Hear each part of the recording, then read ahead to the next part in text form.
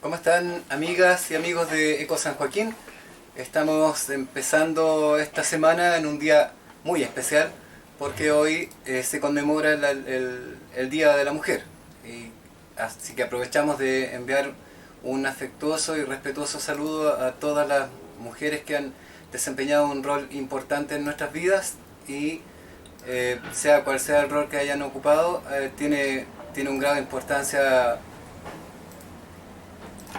tiene un grado de importancia que valoramos enormemente y agradecemos su presencia, agradecemos que nos toleren y todas esas cosas que tenemos muy poco espacio para decir todo lo que quisiéramos.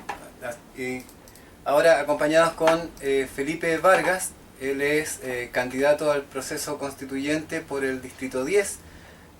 Se tomó el tiempo para venir a compartir con nosotros un ratito y contarnos cuáles son sus ideas, sus propuestas, sus aspiraciones para este proceso histórico que es trascendental para el futuro de nuestro país, por lo menos en lo que se viene en estos 40 años, que posiblemente dura. ¿Cuánto dura, Felipe, una constitución en vigor? Mira, puede durar lo que se estime conveniente mientras sirva. Mientras puede durar 40 años, puede durar 2 años, porque la gente no la aguanta. Todo va a depender de qué tan flexible sea una constitución y qué tan buena sea para la gente, para el ser humano.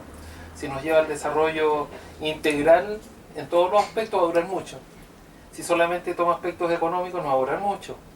Si tiende a destruir el país, no va a durar nada. Entonces, todo es relativo. Eso podría pasar, por ejemplo, que no sé, ahora vamos a tener un plebiscito de entrada que nos va a entregar la lista de los constituyentes. Después se va a trabajar en este proceso de construcción de la Constitución y luego va a llegar el periodo del plebiscito de salida, claro, que es donde nosotros vamos a definir, a decidir si es que nos gustó o no nos gustó. Pero eso es un tema bastante complejo porque técnicamente, las personas comunes y corrientes, cómo vamos a saber si esto nos gusta o no nos gusta, si está bien o no está bien? Es todo un cuento esto.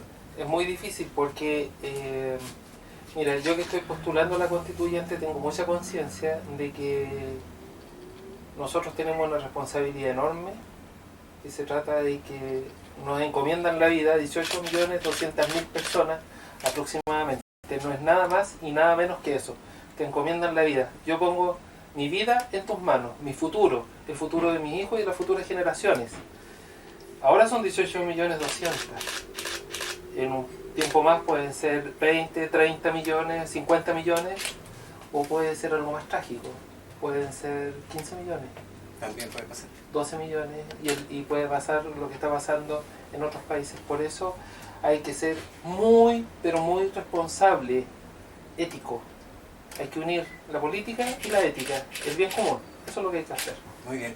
Felipe, este proceso tiene, además de toda esta complejidad que tiene lo técnico, también hay otros aspectos que son para las personas comunes y corrientes. Yo siempre voy a hablar desde la posición que tiene el vecino que va en la micro a trabajar en la mañana, la señora que va a comprar a la feria. Esas son es más o menos lo que trato de plasmar, que es el mundo en el que yo me siento representado. Claro, porque sí. yo como Rodrigo no pertenezco al mundo intelectual, no pertenezco al mundo académico, entonces... pero la mayoría de los chilenos. Como la mayoría de los chilenos. Entonces queremos saber en términos simples cómo funciona esto, porque se van a juntar en el castillo. ¿Cómo se llama el lugar donde se van a juntar? ¿Dónde se va a hacer? Pareciera ser que es el Palacio Iñiguez. El Palacio. Sí, el Palacio Iñiguez. Sí. Y pareciera ser que hay. Esto se discute, se va a poder, las personas comunes y corrientes vamos a poder ir a presenciar este proceso. No lo sé. Se va a televisar. Todavía, sí, eso sí. Aunque todavía no lo tengo muy claro, porque hay que establecer un reglamento para cómo va a ser el proceso. ¿Y eso antes de las elecciones? No, una vez que ya exactamente, sí, ahí se establece el reglamento de cómo va a ser el procedimiento. Incluso yo he escuchado que algunas corrientes de las personas que están postulando Dicen que hay cosas que hay que trabajarlas a puertas cerradas, yo no estoy de acuerdo. Pero mira, ¿sabes lo que a mí más me preocupa? Es que el aprovechamiento. Eso es lo que más me preocupa. Porque en Chile se caracteriza porque la gente no tiene tiempo, está muy abrumada con un nivel de incertidumbre terrible que no le permite pensar ni razonar. Entonces la gente confía relativamente, aunque con el tiempo ha dejado de confiar. Pero ponle un problema, ponte tú una enfermedad grave, o quedáis sin pega, o te sientes inseguro. ¿Qué es lo que pasa contigo? Empiezas a estar en un estado de incertidumbre, pero instintivo, un estado instintivo. Cierto. Y ese estado instintivo hace que tú no reacciones a la razón, sino que a la parte emocional. Exactamente. Y casi a la desesperación. Así es.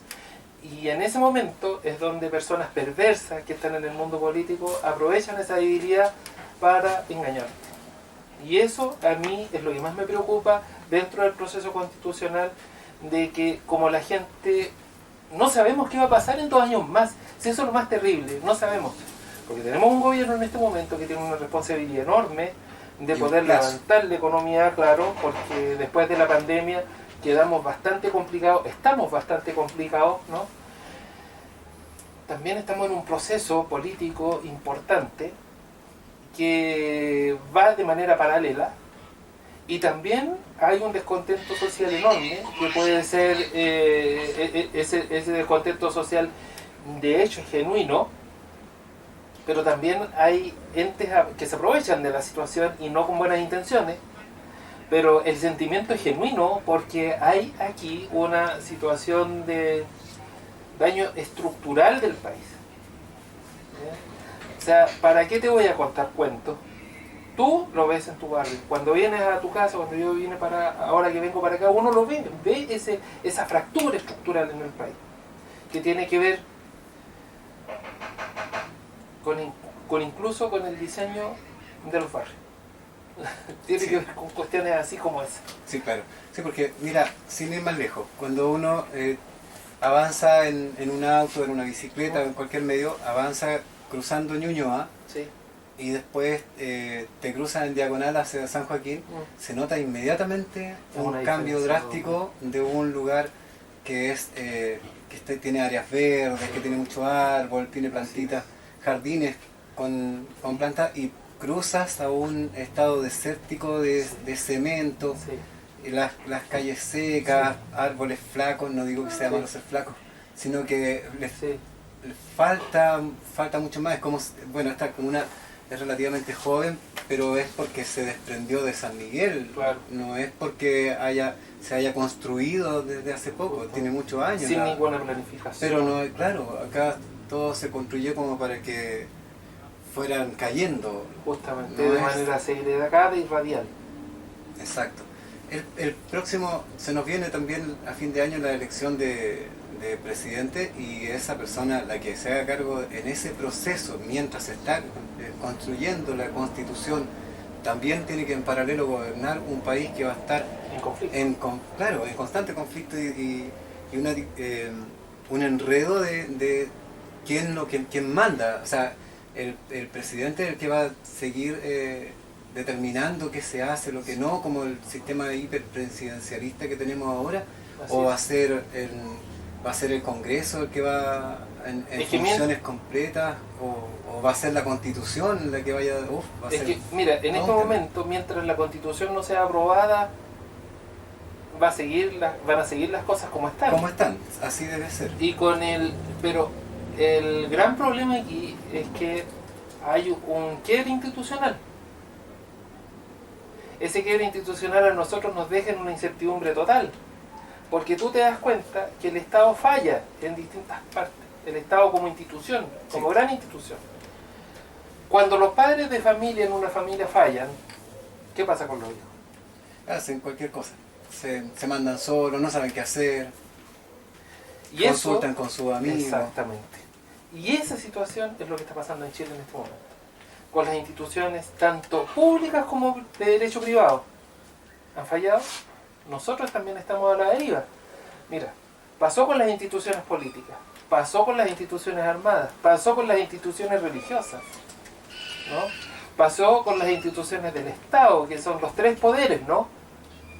Pero esto le podemos llamar falla, Felipe, o tiene que ver con una conducción, con una... Porque al Estado en algún momento, cuando se arma todo este cuento, cuando este señor Piñera, José Piñera convence al general de que tiene que, por ejemplo, que tiene que aprobar el proceso de la AFP. Todo eso él le dice, lo convence, le dice, sí, mire, esto va a pasar, no se preocupe, porque él en algún momento, estos son trascendidos que yo leo de la prensa nomás, no es que yo lo haya investigado, pero le dice, pero no se van a aprovechar los empresarios de esto, y José Piñera le dice, no se preocupe, si esto va a funcionar súper bien. Y resulta que no funcionó súper bien, funcionó súper bien para un grupo de gente que administra toda esta plata, pero la gente común y corriente empezó a tener un déficit en sus pensiones. Esto no es un análisis nuevo, esto ya se viene discutiendo desde hace un tiempo.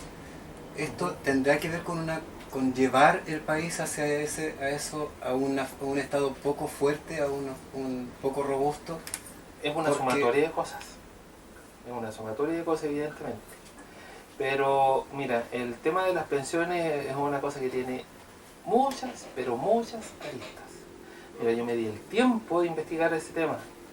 Tuve la oportunidad en los años 90 de trabajar como corredor de seguro y vendía rentas vitalicias. Nunca quise vender FP porque la encontraba un negocio inmoral. Entonces, un negocio inmoral. Sí, entonces no podía vender una FP, no la podía vender. Claro. No iba con mi persona, pero sí, como analicé la renta vitalicia y como veía que las pensiones de los de retiro programado se le acababan, entonces esta cuestión es segura y estoy haciendo un bien, entonces lo pude vender con mi ética. Con tu conciencia moral. Exactamente. Bueno, pero te voy a dar una información, mira. En Chile, en el año 2019,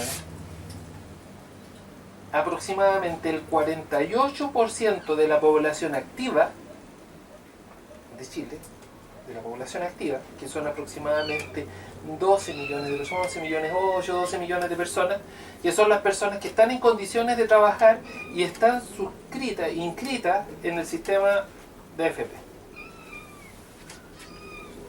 Solamente un 52% de esas personas cotizaban. El 60%... ¿Del 48, el 52%? No. El 48% no cotizaba. Okay. El 52% cotizaba. Okay. Pero dentro de ese 52%, el 60% aproximadamente vivía con menos de 600.000 pesos. Okay. Como un 20% entre 800 y 600, ¿no? Y ahí sucesivamente se iba para arriba. Mira. Dentro de ese contexto, la diferencia de ese 48% que no cotizaba en FP estaba en el mundo del honorario. Okay. Dentro del mundo del honorario, aproximadamente, a ver, me atrevería a decir como 2 millones 8 y fracción estaban a honorario de vez en cuando. El que, oye, un trabajito de 10 lucas, ya 15 claro. lucas, bien. 1 millón y tanto, honorario permanente. ¿Ya? Que podía tener un sueldo promedio, algo así como, no sé, 300 lucas, 400 lucas aproximadamente, sacando el promedio. Y el otro no alcanzaba a ser 100 lucas, 120 lucas, una cosa así. ¿En esa época? 2019. Okay. La gente que vendía en la calle, esto tengo entendido que fue un estudio que hizo la Universidad de Chile, que vendía en la calle, el comercio ambulante era de 2,5 millones. Harta gente. Cuando fue el estallido social, eso aumentó a 3,5 millones y se perdieron aproximadamente 1 millón de empleos. Y de ahí una cantidad importante de empleos fue el de las mujeres. Exactamente. Durante 30 años, amigo mío, esa tasa, ese porcentaje que te decía, de las personas que estaban contratadas con cotizaciones, me atrevería a decir que nunca, nunca, nunca superó el 58%. Nunca. Porque vi los gráficos y no lo superó. Dime, amigo mío, honestamente, con una mano en el corazón y con ese nivel de miseria de sueldo, ¿cómo vas a tener una buena pensión? No, imposible. Imposible. Entonces, otro antecedente, y esto es un dato bien racional y duro, ¿cómo se han ido las industrias de Chile? Los servicios, ¿cómo han empezado a desaparecer?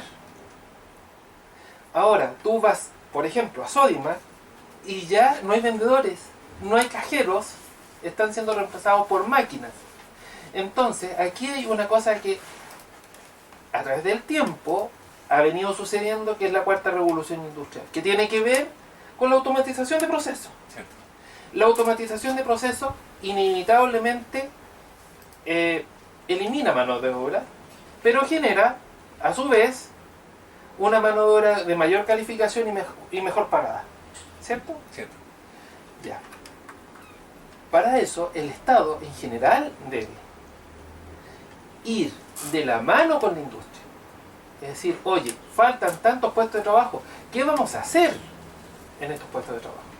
¿Qué vamos a hacer?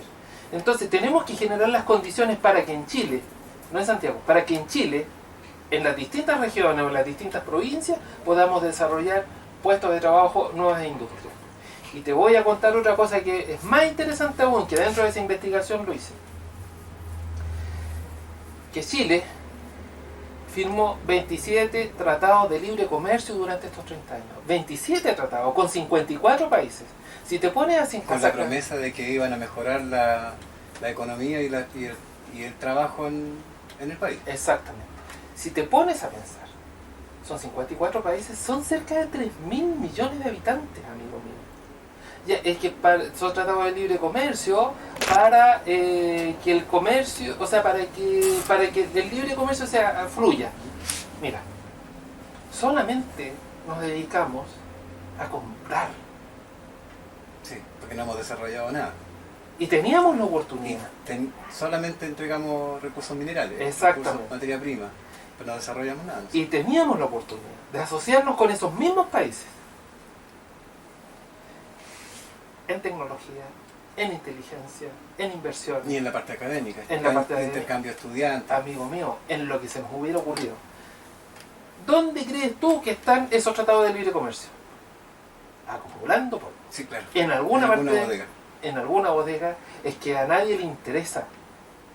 ¿Cierto? ¿Te das cuenta? Se supone que los trabajadores en una empresa tienen que... La función o la misión del trabajador es rentabilizar con lo mejor que pueda la empresa. Para eso tiene que tener un compromiso, una camiseta puesta y todo eso. Pero una vez que se llega los niveles de rentabilidad nunca van a ser satisfactorios, porque siempre va a haber algo más a lo que apuntar.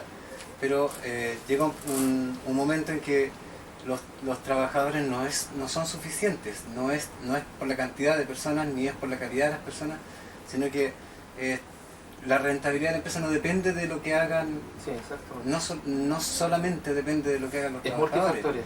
Son claro, y en la medida que se van sacando los vendedores del Sodimac, por volver al ejemplo, el cliente llega a la tienda y se tiene que atender solo y de pronto compra algo que no está bien comprado y llega a su casa y empieza a reclamar porque Sodimac no le entregó el servicio correcto y finalmente termina siendo una espiral de quejas y quejas y quejas.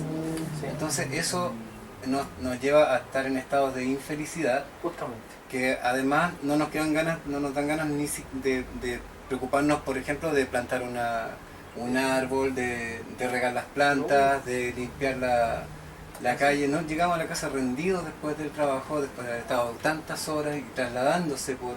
Llega como a las 9 de la noche a tu casa. Llegáis a las 9 de la noche y llegáis a ver tele y además te sentáis a ver las noticias y las noticias te están mostrando otras cosas que, claro, que finalmente empecé a reclamar por todo lo que hacen los demás. Claro. Y empecé a generar rabia. Claro, te enfermas. Y empezáis a pensar que todo el mundo debería actuar diferente y no nos vamos dando cuenta de lo que tampoco estamos aportando nosotros o dejando de entramos en un bucle. aportar porque estamos tan concentrados en que trabajar y producir, porque lo que queremos producir nos sirve para poder tener plata y esa plata nos permite comprar. Y la felicidad en estos años se ha basado en la compra. Pero amigo mío, dime tú una cosa. Con los niveles de sueldo que se están pagando en Chile, ni siquiera te queda plata para ahorrar. No, claro. Ni siquiera te queda plata para ahorrar. ¿Sabes qué? El otro día me dio un poco de vergüenza ajena. Sí. Bueno, esto es una opinión bien personal, Sí. me disculpan los que no estén de acuerdo, pero cuando vi que los empleados de Cuprum se habían ido a huelga, me dio vergüenza. Claro. Porque el Cuprum tiene una utilidad enorme, Claro. sin embargo lo que le pagan a los trabajadores es casi chistoso. Claro. Es que aquí, amigo mío, lamentablemente te voy a decir, aquí te voy a tirar otro dato, porque a mí me gusta igual trabajar como con bases, ¿no? Tienes el 50% de los trabajadores de Chile sin ninguna calificación, aproximadamente. Un porcentaje importante, que ese no lo domino muy bien, pero me imagino que es altísimo, de personas que trabajan en cosas que no estudiaron. Me das cuenta que trabajan, o sea, yo conozco biólogos que están encargados de una tienda, pues imagínate la pérdida de 5 años de trabajo para trabajar como jefe de tienda. Sí. No es malo trabajar como jefe de tienda, pero no tiene sentido que un biólogo esté haciendo eso. Y está endeudado hasta aquí, o sea, aquí. ¿Sí? Un de recursos humanos trabajando, timbrando o firmando cheques, que podía haber hecho un curso para eso. ¿Bien? Entonces, te encontráis en una situación cada vez más complicada respecto al empleo. Y vais entrando en una situación de desesperación. Pero ¿qué es lo que ocurre? Que nosotros, como trabajadores, necesitamos un elemento muy importante para no ser unos desgraciados e infelices. Que es súper importante. Una es la movilidad social. Porque la movilidad social te da la posibilidad de trascender. ¿Te gustaría desarrollar un poco más de eso que acabas de decir? Por supuesto. Por supuesto. La movilidad social te da la posibilidad de trascender y poder desarrollar otros aspectos de tu vida. Pero cuando hay tanta oferta laboral, amigo mío, entendiendo lo que tú me comentabas de que el sueldo de los de Cuprum, que te daba vergüenza y que te daba pena, ganaban tan poco mientras tenían tanta utilidad. Claro, si hay tanto trabajador, si los niveles técnicos, la probabilidad de que despida a un técnico que gana menos de 800 lucas es de un 48%, amigo mío. Altísimo. Y si cumple, y se está entre un 35%, o sea, superior a 35 años de edad, o sea, entre más viejo, la probabilidad que te despidan es más alta. Y si no tienes calificación o una calificación media, un sueldo bajo. Y peor aún, después de ser despedido, ¿cómo encuentra trabajo esa persona? ¿No? Es más difícil. Y ahora, las emigraciones que han llegado personas que vienen calificadas. Claro, con preparación. Y esos países se preocuparon de dar una calificación de buena calidad, un buen trato, que el chileno a veces carece, ¿no? Entonces entra competencia. Y a donde hay tanta oferta laboral, tanta oferta, tanto trabajador disponible, no sé, pues, papito. Sí, así funciona. ¿Qué quiere hacer? Entonces uno empieza, y sobre todo el extranjero viene muy dispuesto a trabajar. Es que tiene todo el sentido que pase eso. Claro. Sí. Entonces se produce, aquí tenemos un gran desequilibrio, y una de mis luchas va a ser esa, si llego a quedar, empleo y desarrollo industrial. Desarrollo tecnológico, desarrollo en todo, y desarrollo de la inteligencia, pero inteligencia de acá, Claro, cognitivo. cognitivo. Felipe, ¿y eso debería entonces obligarnos a profundizar en la discusión de lo académico? Por ejemplo, que se fortalezca la educación básica, que se fortalezca la educación media para que la mayor cantidad posible de la población tenga las herramientas como para después llegar a estos procesos de calificación? Yo cambiaría todo el modelo. Radicalmente. O sea, de verdad que no sirve para nada. Lo que existe hoy. Honestamente, sí, no sirve para nada. Los niños no desarrollan No, aptitudes, no desarrollan no. talentos. Lo que hacen los niños es aprender Memoriones. memoriones y luego o fechas que Sí. después Que no sirven para no nada. tienen ninguna trascendencia. Bueno, no digo que esté mal saber cuándo fue el abrazo de Maipú, ¿no? Claro, pero el No, contexto no se entiende. pero claro, ¿para qué? No, ¿Para te qué quiero enseñan a saber eso? pensar.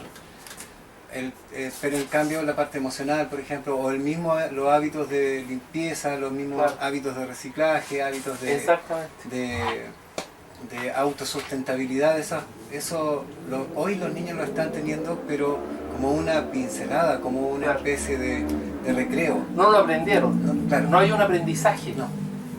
¿Ah? Eso es lo que- Ese es el problema. Entonces, mi modelo sería un modelo de centenarios. Empezaría la educación en el vientre de la mamá. Así. Así de heavy. ¿Cómo En haría? serio. O sea, primero apoyo, independientemente de tu condición social.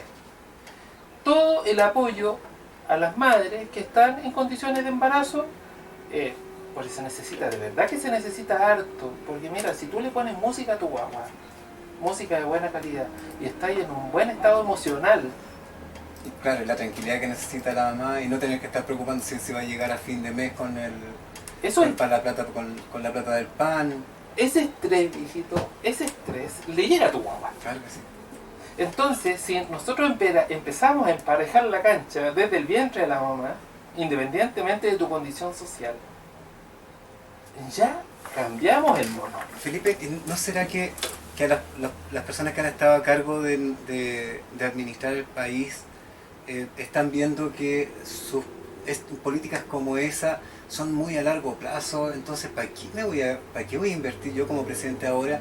¿Para qué voy a invertir tanto en hacer que los niños que nazcan hoy o que estén en proceso de gestación hoy y de aquí a 20 años más van a ser productivos? ¿Para qué voy a estar gastando los recursos que tengo a disposición para eso? Mira, te lo voy a explicar de la siguiente manera. Chile, en rigor, no es una democracia. Y te lo voy a fundamentar ¿por qué? No sé, es una cuña para el diario esto. Chile es una república. Ah, ok, Es una república oligárquica. sí, claro. Esa cuestión de la democracia representativa, los cojones. Sí, no. Esa cuestión es una invención posterior, es una estafa. Sí, se asume que una vez que te elijo, ya Tú me representas. te dije, claro, y tú me dijiste, yo voy a hacer esto y esto y esto, entonces yo digo, ya, sí, él va a hacer todo eso, yo le doy mi respaldo. Eso en el origen de la construcción de la democracia, de la creación de la democracia. En la Grecia antigua es por todos lados una oligarquía. No tiene otro nombre. Oligarquía. ¿No? Sí, Y que vela por sus propios intereses. claro que sí. Una oligarquía. Independiente de cuál sea el sector que Da quiera lo mismo. representar. Oligarquía. Porque puede ser una persona ultraderecha o ultraizquierda y es lo mismo. Exactamente. O están en el medio, pero si son los mismos apellidos, ¿Tú crees oligarquía. que nos falta o que tal vez podríamos incluir en la Constitución algunas herramientas como para poder tirar el cordelito? ¿Democrática? Sí. O sea, para que sea democrática, lo primero que tenemos que fijar, no más reelecciones, separaron las reelecciones. Ese es una base democrática. Ok. No más reelecciones. Ni Ese es un siquiera por requisito. periodo No, más. no más Los reelecciones. proyectos que son a largo plazo tendrá que asumir, agarrar el siguiente. Ahí propuesta. se llaman las políticas de Estado. Las políticas de Estado son inamovibles. Quien esté, las tiene que seguir. Ok. Por ejemplo, cuestiones de la educación. Un modelo educacional, el que esté, tiene que seguirlo. Por ejemplo, si ponemos el foco de desarrollo desde las provincias, que para mí es el modelo más desde las provincias, y establecemos en la Constitución que ninguna provincia puede tener un desempleo más allá del 4%, y todo empleo que ahí se produzca tiene que tener seguridad social, y además tiene que registrar dentro de un periodo de 5 años movilidad social, y además que tenemos que establecer las condiciones para que hayan viviendas dignas y espacios para la vivienda digna. Y sabes qué me llama la atención, perdona que te interrumpa, pero de todas las propuestas que he escuchado y leído, en muy poco se habla del aporte que tiene la recreación, Sí. la distracción, Y justamente iba a eso. la salida al parque, la vida sana, Iba a eso. no solamente con comer Sí. sano, sino que... Iba a eso. Ahí hay un sistema que se llama urbanismo social. El urbanismo social también se puede identificar con el núcleo urbano. El núcleo urbano hace de que tienes cantidad de población activa y familias, igual cantidad de casas y un margen adicional. ¿Bien? Cierto. Cantidad de empleo en las distintas áreas que ese núcleo representa.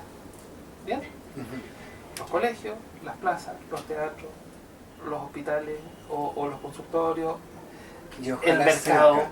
Sí, pues, o sea, la idea, no más de 10 minutos. No más de 10 minutos caminando, 5 minutos en bicicleta. ¿Qué es lo que logras con eso? Ya, casas, no departamentos, casas.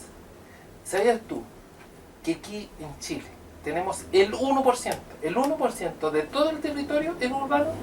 El 1%. Entonces tenemos mucho espacio para poder hacer núcleo urbano. Yo te digo, honestamente, amigo, honestamente, yo a todo este sector lo demoliría completo y lo haría decente. Lo haría bueno, nuevo, digno. ¿Te das cuenta? Casas amplias, plazas, mercados, no supermercados, mercados. ¿Por qué? Porque en el mercado tú vas y conversas. Hablas con tu casero. Claro, en la tienda del mall no se puede hacer eso. ¿Qué es lo que importa? El contacto humano. Oye, Felipe, ¿y cómo encajamos todo este proyecto en la materia medioambiental? ¿Cómo Ya, lo llevamos? ahí está lo interesante. Sí, porque no Mira, tan... supongamos lo siguiente. Yo te dije, núcleo urbano, empecemos desde la provincia. Mira, tenemos las herramientas que al menos hicieron algo bien durante estos 30 años y de firmar 30 tratados de libre comercio, que es algo importante. También firmaron acuerdos internacionales de derechos humanos y de un montón de derechos más, pero solamente todos esos tratados han servido para selfie. Es decir, oye, estamos aquí, si nosotros somos buena onda, firmamos, oye, ¿dónde hay que firmar ahí? ¿Y quién los cumple? Moya. Claro. ¿Se das cuenta? Ese es el problema. Moya. Hay 30 derechos humanos y siempre se preocupan de uno, el de la violencia. Y de los demás, Moya. Claro. ¿Te das cuenta? Sí. Lo mismo pasa con los niños. Hay un montón de derechos de niños. ¿Y quién se preocupa de los derechos de niños? Moya. Claro. ¿Te das cuenta? Sí, pues, si nosotros a lo único que le tenemos, o sea, los únicos que le tenemos miedo al Estado somos las personas comunes y corrientes porque nos pueden llevar presos por hacer algo que no está bien o porque nos pueden pasar una multa por algo que no esté bien. Claro. Pero somos los únicos que le tenemos miedo al Estado, nadie más. Claro. Porque somos los abusables, somos los engañables, somos los manipulables. Entonces, ¿Y el cambio de constitución, tú crees que apunta a cambiar esto? ¿Crees que se pueda? O sea, si la peleamos, sí, po. Sí, o sea, claro, lo podemos hacer. Y ahora, contestando el tema medioambiental. Hay modelos de constitución que son paramétricas. Y ahí estamos hablando de lo importante que se generen políticas de Estado permanente, que tienen que ver con el reconocimiento de tu humanidad.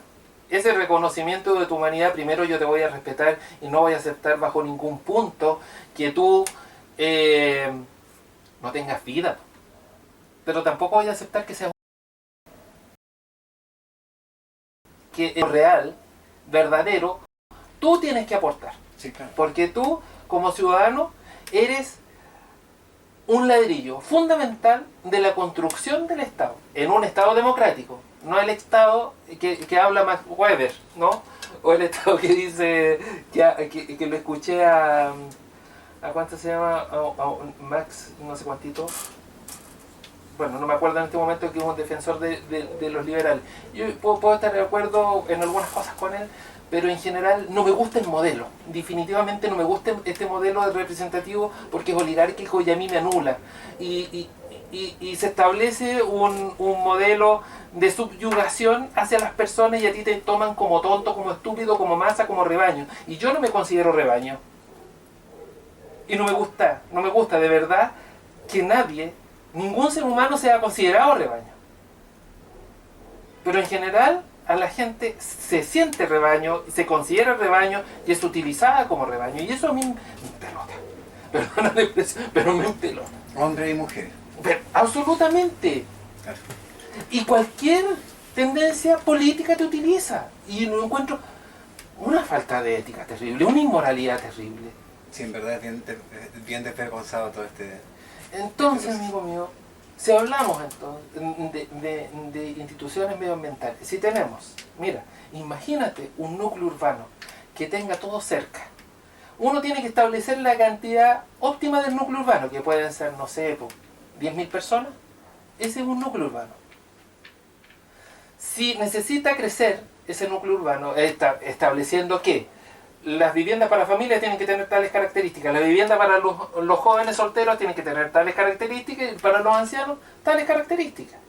Y lo que se quieran construir una cuestión, se puede construir algo en la afuera y es problema de ellos, ¿cachai? No les vaya a privar de eso. Pero el núcleo urbano tiene que tener esas características de dignidad. ¿Y eso no le quita libertad de elegir a las personas? ¿La dignidad, dices tú? No, la regulación de los espacios urbanos, por ejemplo. Que una persona que soltera tenga ciertas características, pero si, por ejemplo... Pero si te quieres, si quieres comprar en otro lado, compra, por supuesto. Sí, que siempre está la regulación y la normativa, pero claro, siempre con la libertad de poder exactamente. elegir. Sí, porque si no entraríamos en otro... No. Usted establece, pero no te estoy diciendo que tampoco eso es regalado, eso es comprado a un precio sí, claro. asequible. Y que se pueda pagar. Es lógico, y además que tengas trabajo variado. Ahora uno, amigo mío, tiene que pensar que no puedes estar en un trabajo toda la vida. Y lo que estudiaste hoy tal vez en 5 años más ya no sirve para nada. Entonces hay que pensar en una educación para toda la vida. Cierto. Tú no puedes dejar de estar vigente.